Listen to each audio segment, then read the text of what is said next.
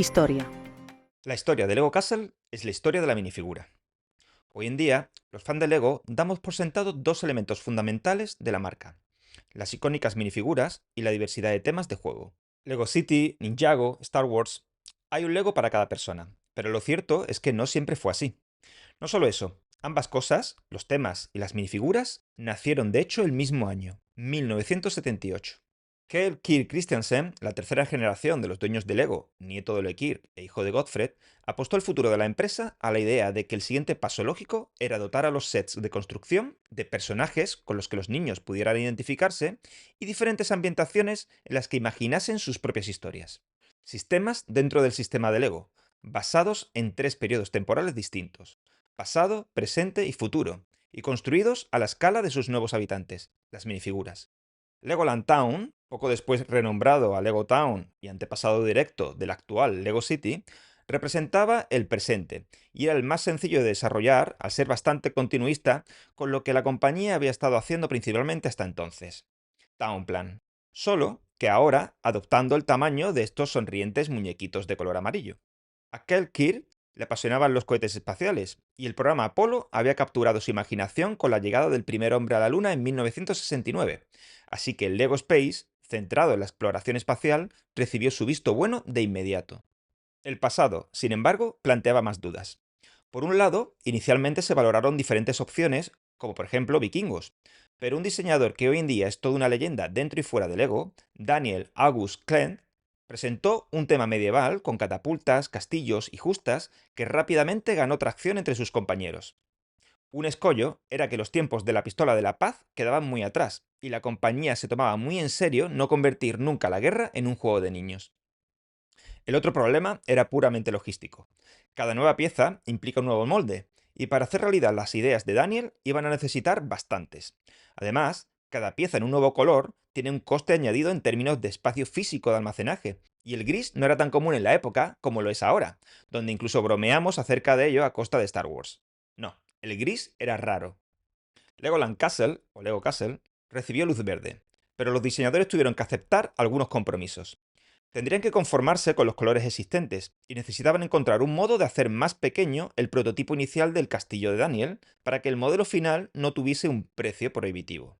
La solución llegó con la creación de una nueva pieza, cuyo primer prototipo se creó con un cúter, pegamento, un par de ladrillos de 1x2 y algunos conectores de Lego Technic. Con vosotros, la bisagra de Lego. Diseñada para que aquel primer castillo, el Set 375, pudiese abrirse como si de una casa de muñecas se tratase. Ahora, los niños podrían representar cualquier escenario, dentro y fuera de él, y sus padres no tendrían que empeñar la casa. Con todo y con esto, el 375, el castillo amarillo, alcanzaba las 767 piezas, convirtiéndose en uno de los sets más grandes hasta la época. Como referencia, incluso sumando los 4 sets con los que Lego Space se lanzó ese mismo año, se quedaban 150 piezas por debajo de este castillo. Ese único set tendría que ser suficiente para probar si Lego Castle era una buena idea o no. Y vaya si lo hizo, hasta el punto de ser reeditado en 1981, junto con otro set que también demostró ser muy popular, en la segunda oleada de 1979, el 383, la Justa de Caballeros. Como decía antes, a Lego le preocupaba acercarse a escenarios demasiado bélicos, así que Daniel se centró en las justas, que podían verse desde la óptica de la competición deportiva. Pero también querían añadir espadas, no solo lanzas y escudos, así que su equipo recurrió a una técnica muy socorrida. Niels Milan Pedersen, uno de los diseñadores del equipo de Daniel, lo cuenta así. Cuando diseñé la espada para el primer castillo, la llamamos con la palabra en danés que significa cuchillo grande para cortar tartas. Ese era el nombre oficial para la espada al principio. Hacíamos eso mucho por aquel entonces, tanto en Lego Space como Lego Castle. A fin de cuentas, un castillo necesita cubertería para los banquetes, ¿no?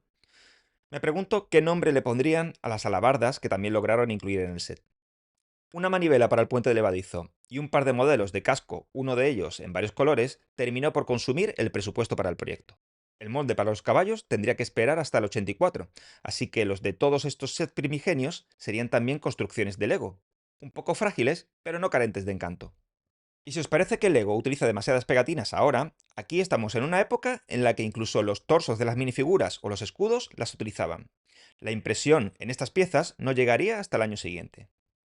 Avanzamos, ahora sí, hasta 1984, Otro año importante en la historia de Lego Castle, ya que el tema se relanzó con 8 sets y volvió a contar con bastante presupuesto.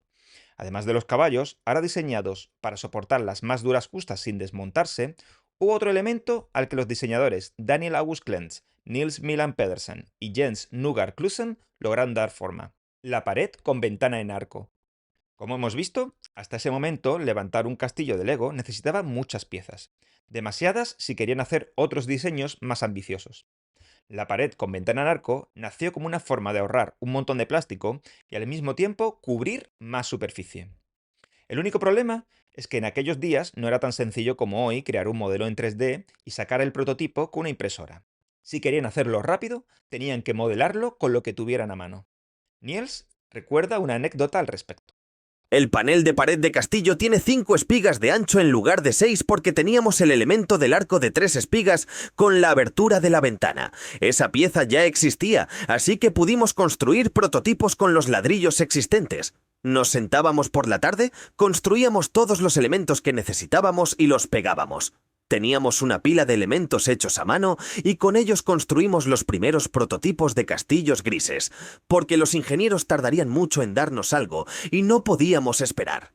Mucha gente se ha preguntado por qué hicimos esta extraña anchura de 5 espigas, y es porque podíamos construirla. No pudimos hacerla de 6, porque tendríamos que haber utilizado el arco de 4 espigas con apertura de ventana, y esa ventana era demasiado grande para un castillo. En un castillo de verdad, las ventanas son más bien rendijas. Si hubiera sido hoy, con los programas informáticos y la impresión en 3D, estoy seguro de que habría tenido un número par. De hecho, cuando se revisó la pieza, hicieron los nuevos paneles del castillo de 4 espigas.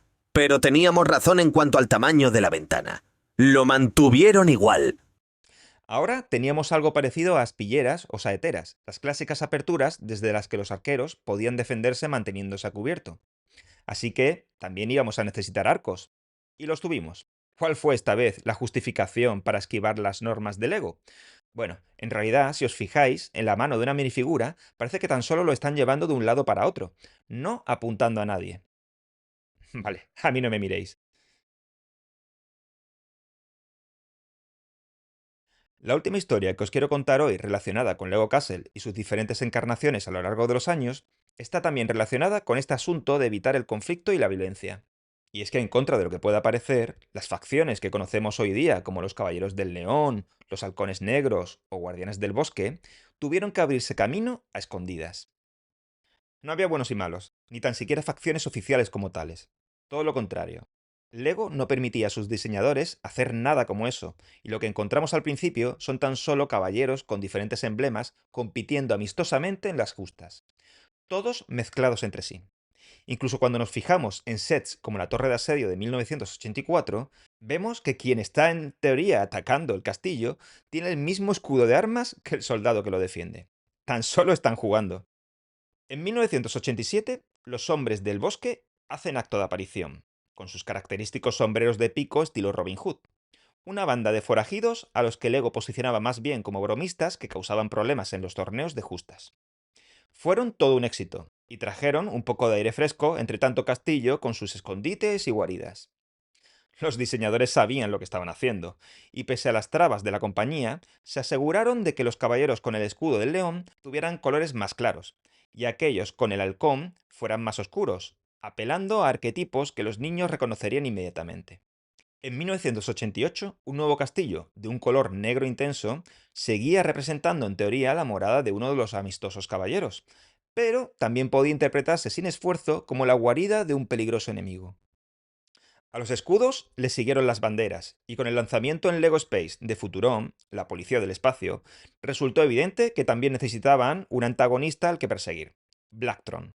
Esto terminó por derribar la norma en contra de las facciones, y en 1992, la Manada de Lobos se abrió paso como la primera facción de auténticos bandidos dispuestos a todo para hacerse con el reino. La era de las justas había llegado a su fin, y para mediados de 1993, una nueva amenaza asomaba en el horizonte: dragones. Lego Castle desaparecería para volver a reaparecer cada pocos años bajo distintos nombres, e incluso hoy día, sin un tema propio y con tan solo un puñado de sets, sigue contando con una legión de fans sedientos de más. La apuesta de Kjell Kirk Christiansen con los sistemas dentro del sistema, los temas, demostró ser el camino a seguir. Y la llegada de líneas como Star Wars o Harry Potter hicieron de Lego lo que es hoy día, convirtiendo a la minifigura en uno de sus pilares fundamentales, casi a la altura de este bloque. Pero eso es una historia para otro día.